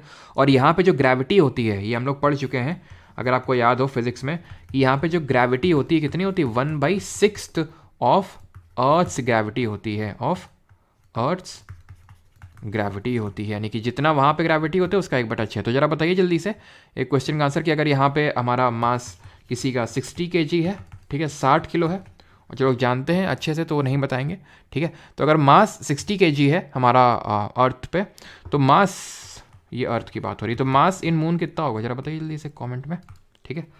चलिए, तो इतनी चीज़ क्लियर होगी। तो मून हमारी एक सैटेलाइट है, एकमात्र नेचुरल सैटेलाइट है, एकमात्र प्राकृतिक उपग्रह है, ठीक है। यहाँ पे एक माउंटेन हमें देखने को मिलता है, लेबनिट्स, ठीक है, लेबनिट्स करके। सेलेनोलॉजी इसकी स्टडी को बोलते हैं, सेलेनोलॉजी इसकी स्टडी को बोलते हैं, ठीक है। और इसका आंसर होगा 60 kg। जिन लोगों ने भी 10 kg दिया है ना, और फिजिक्स तुम पढ़ चुके हो मेरे से, तो तुम पाप कर रहे हो, ध्यान रखना। हाँ 10 kg सुबह जीत बहुत अच्छा कभी कभी अच्छा भी लगता है, गुस्सा भी आती है, हैं? कि मैंने ये चीज़ पढ़ाई भी थी पिन पॉइंट करके फिजिक्स में, बार बार बताया था कि मास चेंज नहीं होगा, मास और वेट में अंतर होता है, वेट 1/6 हो जाता, क्योंकि वेट डिपेंड करता है ग्रेविटी पे, ना कि मास। मास कहीं पे भी चले जाओगे सेम रहेगा, 60 kg 60, और फिर ये मास की यूनिट है, ये वेट की यूनिट नहीं है। वेट की यूनिट क्या होती है जरा कमेंट में बताइए, बाहर की क्या होती है यूनिट? बाहर एक तरह का फोर्स ही तो है हमारा, जो ग्रेविटी लगा रही, ग्रेविटेशनल फोर्स, तो न्यूटन होती है इसकी यूनिट। तो अगर वेट 60 न्यूटन था तो वो 10 न्यूटन हो जाता चंद्रमा में, क्योंकि ग्रेविटी 1/6 हो गई, लेकिन मास चेंज नहीं होता है, ध्यान रखना, ठीक है। अब आते हैं मार्स पे, मंगल पे, अर्थ के जो अगला जो प्लैनेट है। अभी मैं ऑर्डर भी आपको याद करवा दूंगा, सारी चीज़ें कौन बड़ा है कौन छोटा है सब अब ऑर्डर याद हो जाएगा, चिंता ना करो, बट अभी समझने में फोकस करो। इसको लाल ग्रह के नाम से भी जानते हैं, क्यों? क्योंकि इसमें आयरन रिच रेड सॉयल है। रेड सॉयल अभी हमारे यहाँ पे भी, इंडिया में भी रेड सॉयल पाई जाती है, साउथ इंडिया में। हम जब सॉयल टॉपिक पढ़ेंगे इंडियन ज्योग्राफी में, तो हम पढ़ेंगे डिफरेंट तरह की soil, alluvial, black, red, laterite, ये वो। तो उसमें से एक रेड सॉयल है, वो पूछेगा कि रेड क्यों होती है, हम लोग देखेंगे तो आयरन की वजह से होती है। तो कोई भी चीज़ लाल होती है तो आयरन की वजह से होती है, ठीक है। जैसे कि हमारा सेब लाल होता है तो उसमें आयरन होता है। Second smallest planet in the solar system after mercury, सबसे छोटा ग्रह है आफ्टर मरकरी। इस पे फोकस मत करो, वो अपने आप तुम्हें याद हो जाएगा, भी हम बताएंगे तुम्हें, ठीक है। 2 नेचुरल मून्स हैं इसके, फोबोस और डीमोस। हमारा एक है ना अर्थ का, कौन सा? मून, ठीक है, जिसको मून बोलते हैं सिर्फ। इसके 2 हैं, फोबोस और Deimos. Has a thin atmosphere and surface with valleys, craters, desert, ये सब भी हमें देखने को मिलते हैं, आइस के एविडेंस, वैली, क्रेटर। तो इसीलिए हम बोलते हैं कि यहाँ पे लाइफ पॉसिबल हो सकती है, तभी हमारे इलॉन मस्क भैया यहाँ पे लाइफ सेटअप करने के एकदम जुगाड़ में हमेशा रहते हैं, ठीक है। कमेंट में बताइए कि अभी इसरो जो है, स्पेस एक्स कंपनी जो इलॉन मस्क की है, फैल्कन 9 नाम का जो एक रीयूजेबल रॉकेट है, उसको यूज़ करने वाला है किस कम्युनिकेशन सैटेलाइट को लॉन्च करने के लिए? जल्दी से बताइए, वो इसी साल लॉन्च होगी।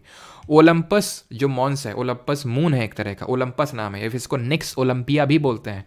ये पूरे एक तरह का वोल्केनिक माउंटेन है, ये पूरे सोलर सिस्टम का सबसे ऊंचा क्या है?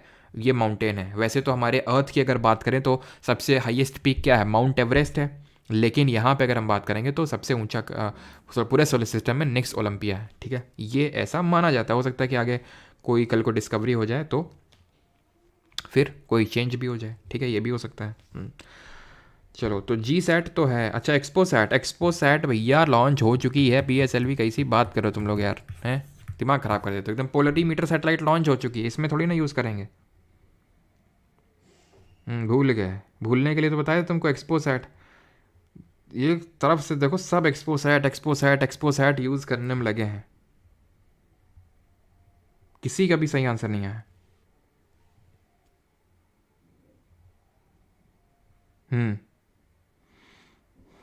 एक्सपोसैट होगा, हैं कि GSAT-20 होगा? एक्सपोसैट, बस जो नाम अभी सुने तो थोड़े दिन पहले, बस उसी को यहाँ पे चेप दो। चलो आगे बढ़ते हैं अभी। तो मार्स वाला क्लियर हो गया। और हाँ, मार्स में अगर पूछ ले कि भाई कितना टाइम लगता है रेवोल्यूशन में, तो मार्स का 687 दिन लेता है। वैसे तो शायद ही पूछे, बट ये है ना कि जो सबसे कम टाइम लेता है, कौन कौन लेता है सबसे कम टाइम? हमारा मरकरी, उसका पूछ सकते हो। जो सबसे ज़्यादा लेता है नेपच्यून, बात उसका पूछ सकता है, तो वो हम देख लेंगे।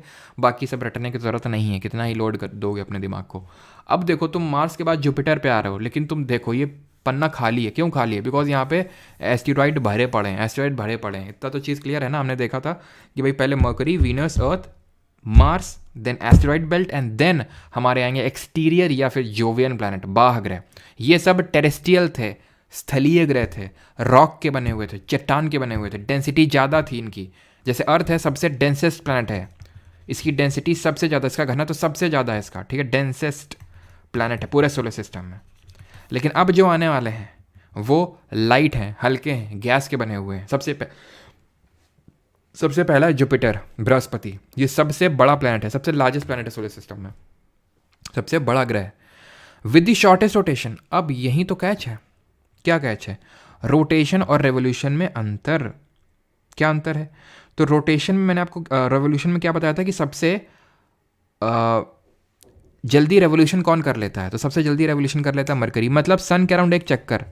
रोटेशन सबसे जल्दी जुपिटर कर लेता, नहीं अपनी एक्सिस पे, अपनी धुरी पे सबसे जल्दी घूम लेता है। कितनी देर में?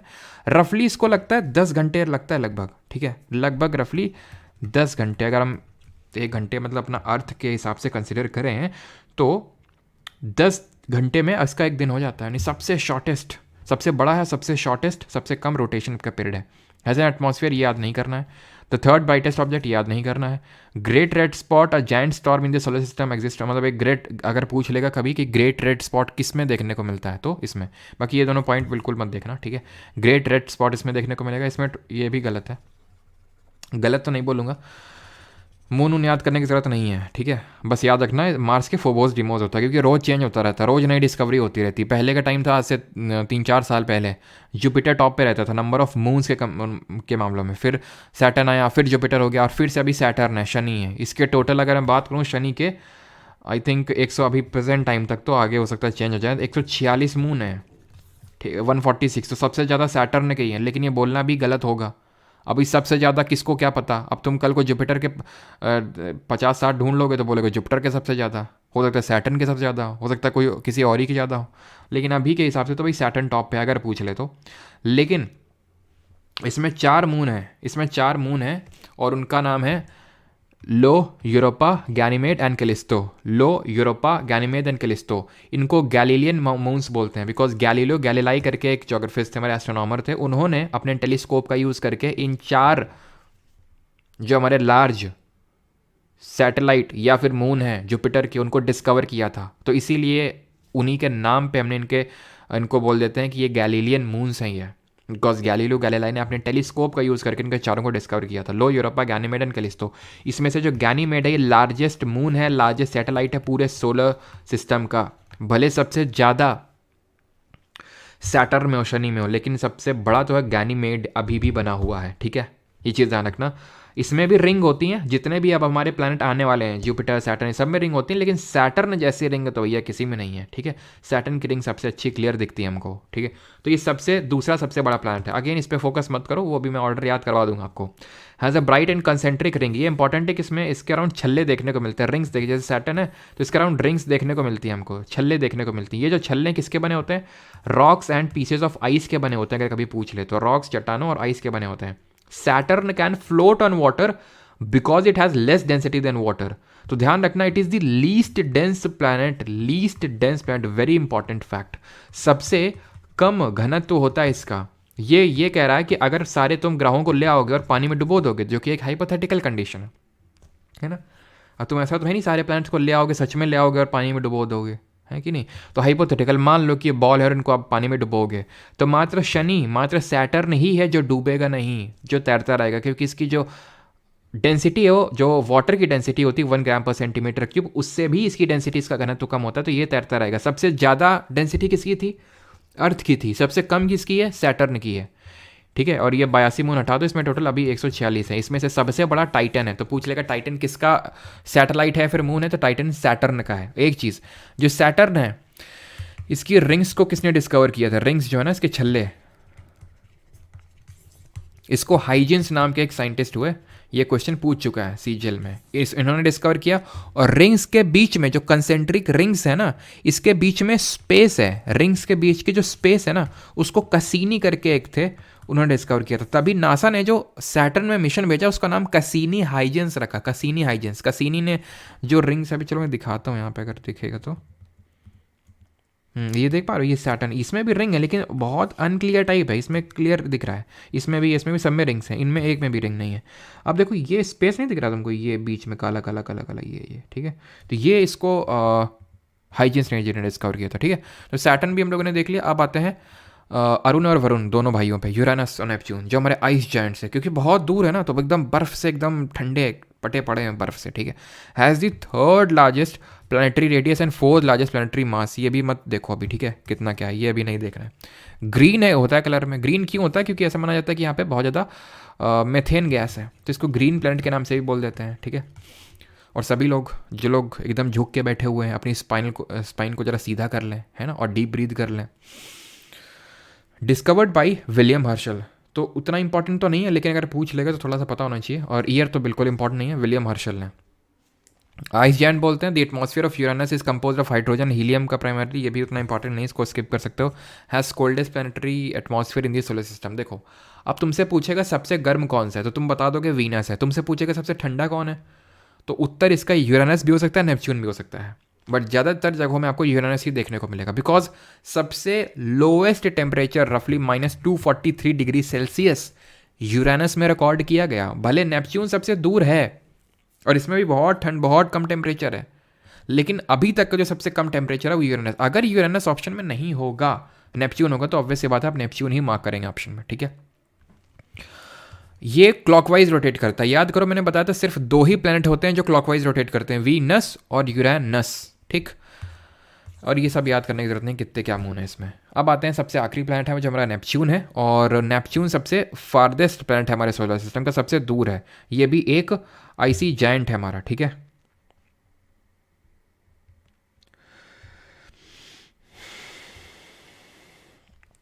ठीक है, तो आइस जायंट बोलते हैं इसको। ये ब्लूइश है कलर में, मतलब ब्लू प्लैनेट तो हम अर्थ को ही बोलेंगे, इसका चिंता मत करो। ब्लू प्लैनेट हमारा अर्थ हो गया, रेड प्लैनेट हमारा मार्स हो गया, और ग्रीन प्लैनेट हमारा यूरेनस हो गया, ठीक है।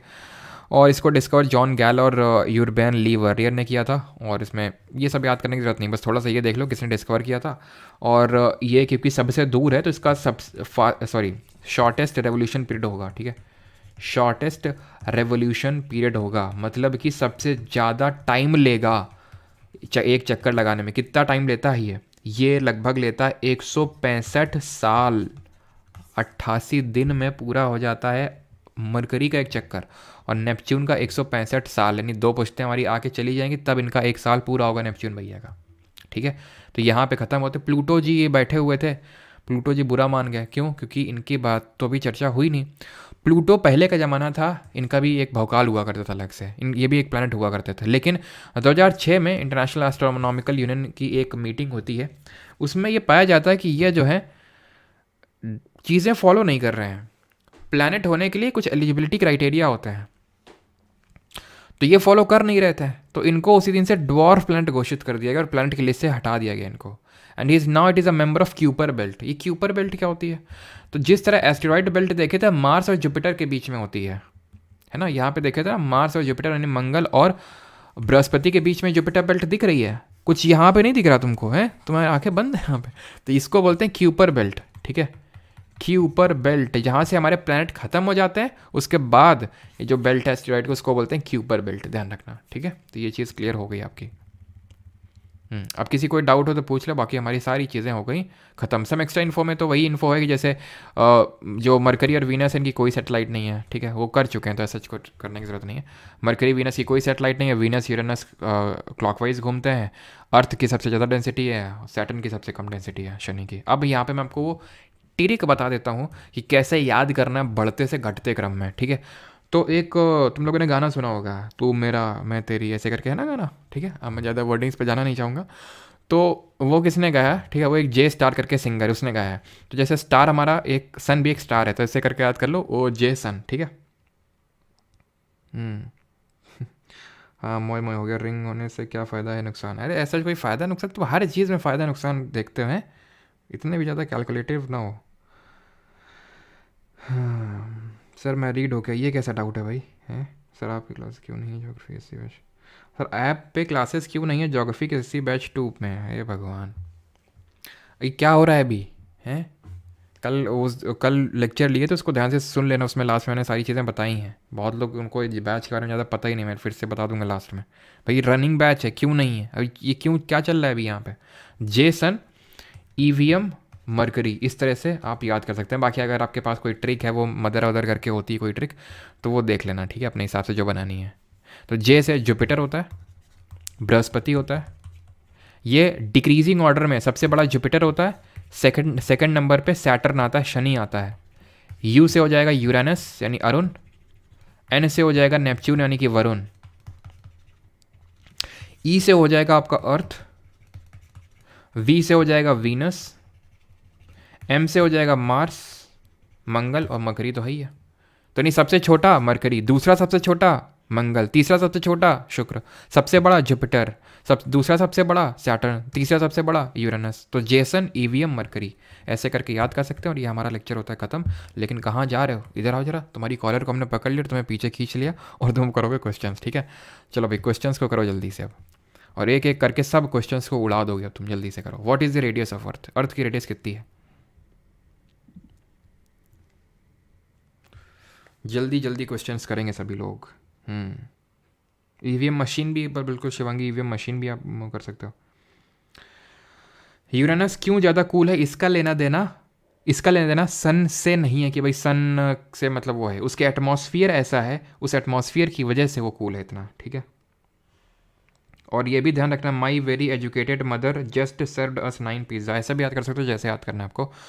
तो जैसे हमने देखा था कि thick clouds of H2SO4 and CO2 देखने को मिलती है वीनस, जिसकी वजह से बहुत गर्म है, तो इसी वजह से वहाँ पे। और ऐसा नहीं कि बहुत ज़्यादा डिफरेंस है, ठीक है। कई मामलों में हो सकता है अगर अभी टेम्परेचर मेजर किया जाए तो नेपच्यून में कम ज़्यादा ठंडा हो यूरेनस कंपैरिजन में, लेकिन जैसे मैंने बताया यूरेनस में सबसे लोएस्ट टेम्परेचर रिकॉर्ड किया गया था एक बार, इसलिए, ठीक है। सर कल वाली करंट अफेयर्स की PDF फ्री में अच्छा कहाँ पे, जरा बताओ ग्रुप का नाम। तो यहाँ पे आंसर क्या होगा? ऑप्शन नंबर बी, 63 से 71 किलोमीटर, है ना। और आगे बढ़ते हैं, अगला क्वेश्चन ये रहा आपकी स्क्रीन पे। Which of the following constellations is also known as the hunter? कौन सा जो कॉन्स्टलेशन है ग्रुप ऑफ स्टार्स को हंटर के नाम से जानते हैं? एकदम लेटेस्ट क्वेश्चन ऐड है, एकदम देख रहे हो 2023 का सब, ठीक है। तो हंटर की अगर हम बात करें तो ये बोलते हैं ओरियन को। ये तो सप्तऋषि हिंदी में बोलते हैं, और इसको हिंदी इंग्लिश में बोलते हैं ग्रेट बेयर, ठीक है। चलिए आगे बढ़ते हैं, अगला third. Which of the following is another word for universe? अच्छा ब्लैक होल तुम लोगों ने किसी ने नहीं पूछा यार, ब्लैक होल है, हम सोच रहे थे पूछोगे, इंटरेस्ट होगा तुम्हें इसमें काफ़ी। तो ब्लैक होल जो है, ध्यान रखना इसमें ग्रेविटी बहुत ज़्यादा होती है, इतनी ज़्यादा ग्रेविटी होती है कि लाइट भी एस्केप नहीं कर पाती, सबको एकदम खींच लेता है अपने अंदर। और पल्सर अगर कभी पूछे पल्सर क्या होता है, तो पल्सर बोल देना कि सर अपाचे कॉम्पिटिटर है, ठीक है, वो जिससे कि तो पल्सर होता है हमारा न्यूट्रॉन स्टार एक, ठीक है। It is a neutron star, बस इतना ध्यान रखना, ये न्यूट्रॉन स्टार होता है। तो another word for universe it's Cosmos, और इसी वजह से इसकी स्टडी को बोलते हैं कॉस्मोलॉजी। सुपरनोवा क्या होता है? सुपरनोवा होता है एक्सप्लोजन ऑफ अ स्टार। जब एक स्टार एक्सप्लोड कर लेता है ना, एकदम स्टार एकदम भयंकर तरह से फट जाता है एकदम भम, तो सुपरनोवा बनता है। Each orbit of the international space station takes how many minutes? अब इंटरनेशनल स्पेस स्टेशन क्या? ये इंटरनेशनल स्पेस स्टेशन, तो पांच स्पेस एजेंसीज हैं, नासा यानी USA की नासा, और आपका जक्सा जापान का, ठीक है, यूरोप का यूरोपियन स्पेस एजेंसी, कनाडा का कैनेडियन स्पेस एजेंसी, और रशिया का रॉसकॉस्मॉस।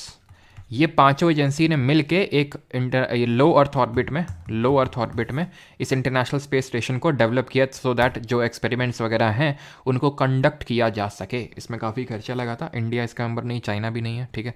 तो आंसर की अगर बात करें, लेकिन इंडिया अभी किसका मेंबर बन चुका है? क्या है ये, जल्दी से बताइए। स्काई रे ऑब्जर्वेटरी, इसका हेडक्वार्टर कहाँ पे है बताइए जल्दी से। तो आंसर यहाँ पे क्या होगा? आंसर 90 to 93 मिनट जो है मैं एक ये पूरा चक्कर पूरा करता है अर्थ के अराउंड, ठीक है। तो हेडक्वार्टर इसका है UK में, है ना। इंडिया इसका मेंबर बना है, स्काई रे ऑब्जर्वेटरी, जो ऑस्ट्रेलिया और साउथ अफ्रीका में है। In approximately how many time does Mars complete one spin on its axis? यानी मार्स का एक दिन कितने टाइम में हो जाता है? 16 घंटे, 8 घंटे, एक दिन 18 घंटे, फिर एक दिन। तो ध्यान रखना रफली एक दिन ही होता है ये, एक दिन और कुछ मतलब घंटे, आई थिंक बहुत ही कम ही घंटे हैं, तो उसको 1 घंटे 18 मिनट, सॉरी 1 दिन 18 घंटे तो नहीं बोलेंगे, एक दिन ही रफली बोलेंगे उसको। Question number 6, in which among the following orbit does the satellite circle earth directly above the equator? तो मतलब कौन सा वो है एक ऑर्बिट जहाँ पे अर्थ के ऊपर ही डायरेक्टली सैटेलाइट घूमती है, उसको बोलते हैं जियो स्टेशनरी सैटेलाइट। स्टेशनरी नाम यहीं से पड़ता है बिकॉज देखिए अर्थ 24 घंटे में क्या पूरा करती है? एक रोटेशन पूरा करती है, ठीक है। उसी तरह ये भी एक रोटेशन अपना 24 घंटे में रफली पूरा करती है, तो स्टेशनरी लगती है ये हमें जो ये ऑर्बिट है, तो जियो स्टेशनरी ऑर्बिट बोलते हैं इसको, ठीक है। यहीं पे आपकी जो कम्युनिकेशन सेटेलाइट है उनको प्लेस किया जाता है। Which among the following is not a type of soil? ये नहीं करना, अभी नहीं पढ़े हम लोग, ठीक है। वैसे आंसर तो इसका पेनम्ब्रल होगा, लेकिन अभी पढ़े नहीं है। The distance of the sun from the earth is about, कितना डिस्टेंस है लाइट मिनट में अगर हम बात करें, तो लाइट मिनट में ये टू बी वेरी प्रिसाइज कितना है? CHSL 2023 पूछा गया 8.3 मिनट्स, ठीक है। अब क्योंकि 0.3 नहीं लगा था तो हम इसके जो नज़दीकी सबसे ऑप्शन है उस पर जाएंगे। दी एस्टेरॉइड बेल्ट किसके बीच में? क्षुद्र ग्रह की बेल्ट।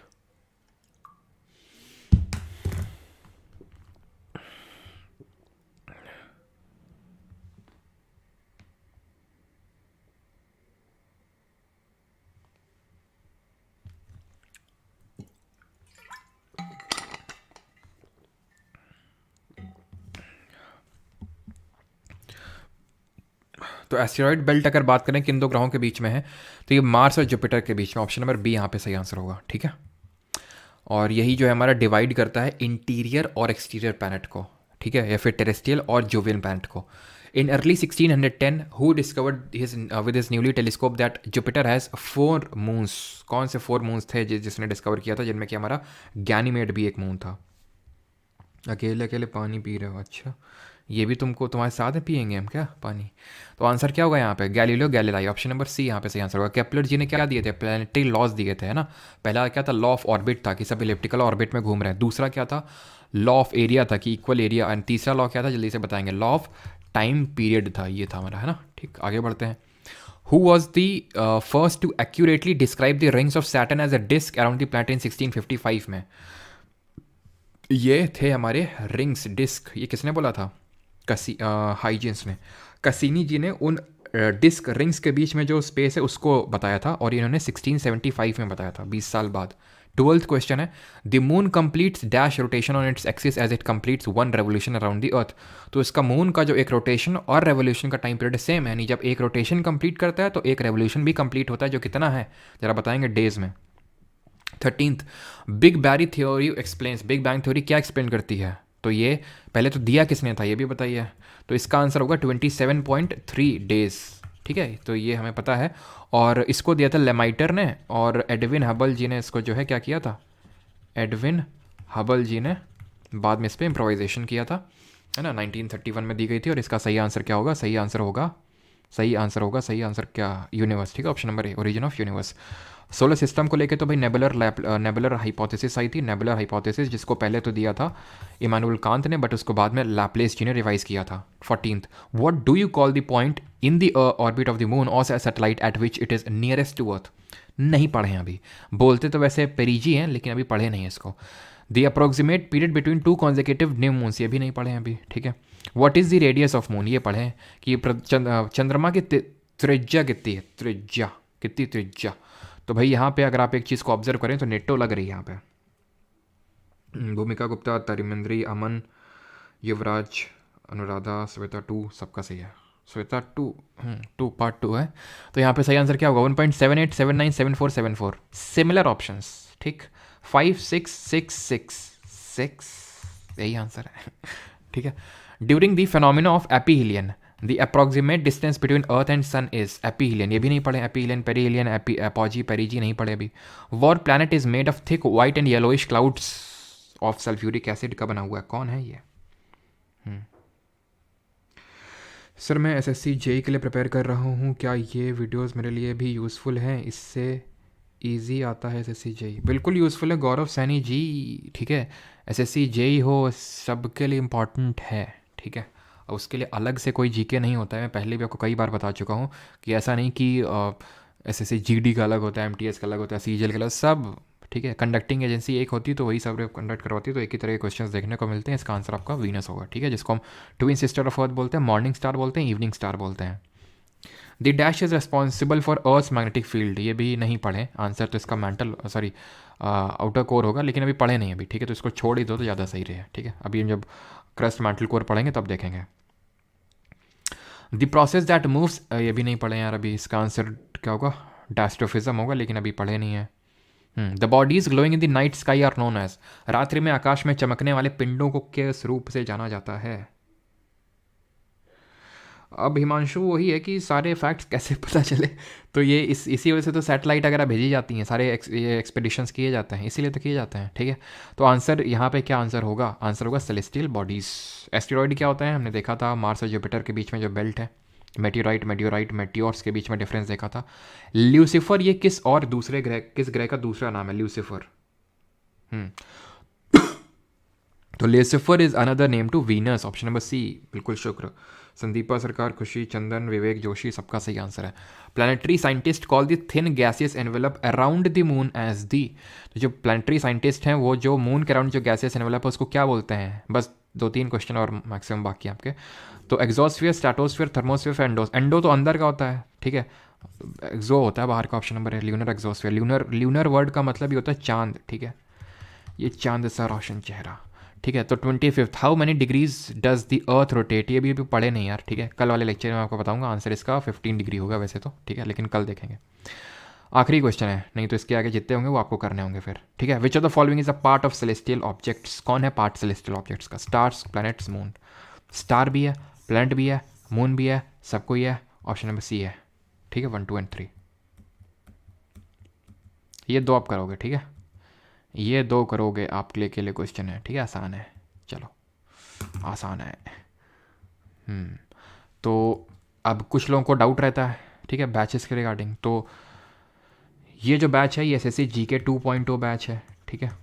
जब आप एप्लीकेशन पे जाएंगे, कोर्सेज सेक्शन में जाएंगे, फिर वेबसाइट में जाएंगे तो आपको 2 बैचेस दिखेंगे। एक तो ये ऊपर, इसके नीचे रिकॉर्डेड बैच दिखेगा। रिकॉर्डेड में सारा कुछ हो चुका है, सारे सब्जेक्ट। इसमें फिज़िक्स हुआ है, हिस्ट्री हुआ है, पॉलिटी हुआ है, जोग्राफी भी चल रहा है, ठीक है।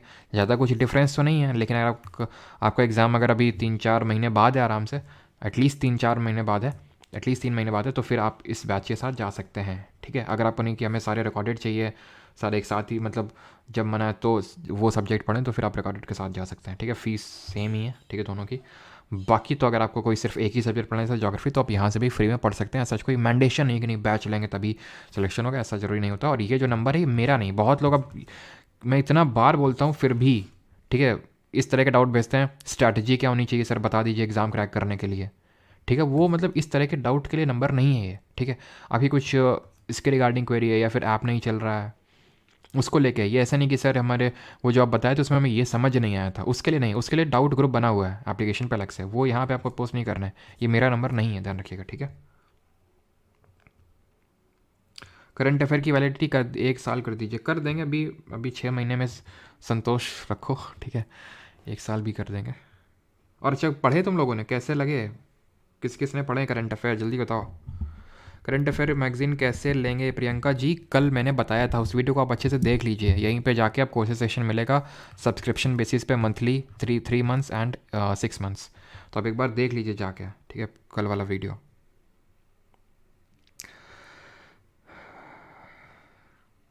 कल हम लोग करेंगे, ठीक है, अगला lecture. Thank you Nolan. Nolan से अब मेरे दिमाग में आ रहा है क्रिस्टोफर नोलन। क्रिस्टोफर नोलन कौन है ज़रा बताएंगे, और इनको क्या मिला है अभी क्रिस्टोफर नोलन को? जल्दी से, करंट अफेयर में देखे थे। पल्सर बता तो दिया विपिन शाक्या, एक न्यूट्रॉन स्टार होता है। ऐप नहीं चल रहा, आज सर्वर में इशू कुछ था मॉर्निंग के टाइम पे, बिल्कुल।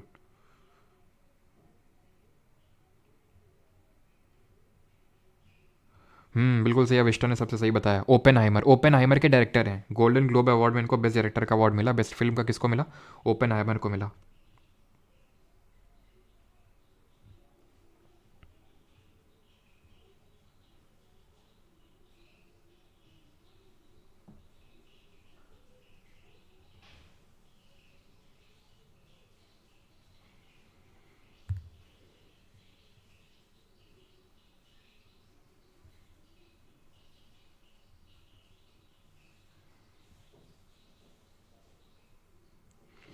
सर जी के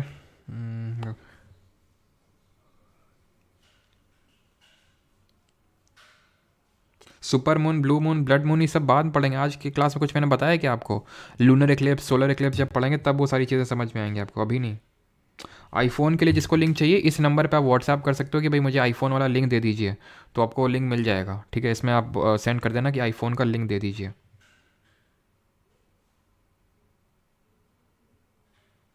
फिजिक्स के बाकी लेक्चर्स, कौन से बाकी लेक्चर्स हैं अनुराग शर्मा? कौन सा क्या बचा है अभी फिजिक्स में? फिजिक्स के बाकी लेक्चर्स क्या मतलब, आइंस्टाइन बन के ही मानना है क्या आप? फिजिक्स कर दो फिजिक्स आप करवा दिए, तो उसमें भी ये बाकी लेक्चर्स, कौन सा है बाकी लेक्चर बताओगे? ऐसा कुछ तो मैंने नहीं सुना कोमल कि थंडर स्टॉर्म नेवर स्टॉप्स, पता नहीं, होता होगा। नहीं हर्ष सिंह, इसके बाद आपको नीड नहीं है कोई भी बुक की, कोई भी बुक, चाहे वो जैसा भी हो। प्रैक्टिस के लिए भी जो लोग ऐप में उन्हें पता है, ठीक है, प्रैक्टिस का वहाँ पे है वो। तो वीकली टेस्ट तो ऐसे भी होता है एप्लीकेशन पे, और बाकी क्विज़ भी ये जो हम लोग कर रहे हैं वो भी अटैच्ड ही वहीं पे, अगर आप चेक करते हुए तो ये सब हो जाता है। मतलब ये आपके लेक्चर्स भी हैं, क्विज़ भी हो गई, रिवीजन भी हो गया, तब लगता है तब जाओ क्विज़ पे, उसके पहले तो आपको जाना नहीं है, नहीं कोई बुक की ज़रूरत पड़ेगी नहीं, मतलब बहुत ही रेयर है कि आपको बुक की ज़रूरत पड़े, ठीक है। CGL 2023 में काफ़ी मतलब बैच के भी हैं, मतलब तकरीबन 5-6 लोग हैं विद इन टॉप 100 है, ठीक है। मैंने तो कोई किसी का इंटरव्यू लिया नहीं, लेकिन मैं बाकी चांस पे देखता रहता हूँ। वो जैसे नहीं, वो कौन सी मूवी थी, सूर्यवंशम है ना, चद्दर ओढ़ के जो अमिताभ बच्चन है ना जाता है, तो वैसे ही मैं बाकी चैनल्स में देखता रहता हूँ। तो अपने मैंने तो नहीं लिए, लेकिन हाँ, और काफ़ी स्टूडेंट्स डायरेक्ट कांटेक्ट में, कुछ से तो डायरेक्टली पता चला कि हाँ सर के बैच में थे और ऐसा ऐसा, क्योंकि मैं तो अभी डायरेक्टली व्हाट्सएप तो मेरा बंद है अभी, ठीक है। तो तभी जब रिज़ल्ट निकला था, और काफ़ी सारे स्टूडेंट हैं जो, वैसे PYQ सीरीज़ का अगर मैं जोड़ लूँ PYQ सीरीज़ से, और मतलब चैनल से जिन्होंने हेल्प लिया हो, क्योंकि मैंने बैच की वीडियोस तब भी फ्री थी, अभी भी लाइव फ्री ही हैं, तो ऐसे तो फिर मैं गिनने लगा तो टॉप 100 में 40-50 निकल आएंगे। लेकिन यह है कि जो बैच में थे उनकी बात करूँ, तो उन्होंने भी वही सिर्फ उतनी चीज़ें करी थी और उतनी सफिशेंट थी। बाकी वो आप इतनी चीज़ें कर लो, उसके बाद टाइम मिलता है आपको, सारी चीज़ें होती तब उस आगे के साथ जाओ, बिकॉज यहाँ पे मैं PYQs करवा ही देता हूँ आपको, वीकली टेस्ट हो ही जाता है, तो फिर क्या ही नीड है। मेरा इंटरव्यू कब लोगे? JK रॉलिंग जी, आपका सिलेक्शन हो गया है बताइए, तो फिर आप कर लें इंटरव्यू।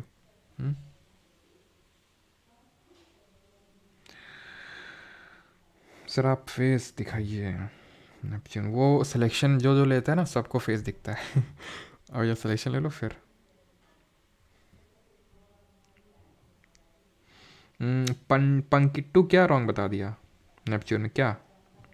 हम्म कुछ बताने का प्रयास करेंगे? हम्म ये तो नहीं तुमको लग रहा है कि 165 साल हमने बताया था वो रॉन्ग बता दिया? तो फॉर योर काइंड इन्फॉर्मेशन वो 164.8 समथिंग होता है, तो इसलिए मैंने उसको अप्रॉक्सीमेशन करके 165 बताया, अगर आप उसका बोल रहे हैं तो।